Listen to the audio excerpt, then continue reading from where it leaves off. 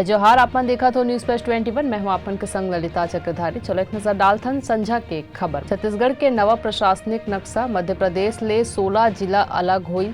22 साल में 17 नवा बनाईस, 4 साल में 77 नवा तहसील बनी। मोदी रात है 10 लाख नौकरी, धनतेरस के दिन 75,000 अपॉइंटमेंट लेटर के संग कर ही लॉन्च। प्रधानमंत्री मोदी काली सुबह 8:30 बजे बाबा केदारनाथ के कर ही दर्शन। जम्मू कश्मीर में बंधक बनाए गई 11 नाबालिग मजदूर ला रिहा करे बर एक्शन में बिहार सरकार टीम गठित करे। पंजाब में अमृतसर में ISI के खुफिया जानकारी देत रही सेना के जवान, पुलिस हा दर्ज करे FIR। Ryan school murder case बार आरोपी किशोर ला सुप्रीम कोर्ट ले मिली अंतरिम जमानत। बसपा विधायक राजू पाल हत्याकांड में अतीक अहमद ऊपर आरोप तय हुई। मल्लिकार्जुन खड़गे 26 अक्टूबर के AICC मुख्यालय में कांग्रेस अध्यक्ष के कार्यभार संभाली।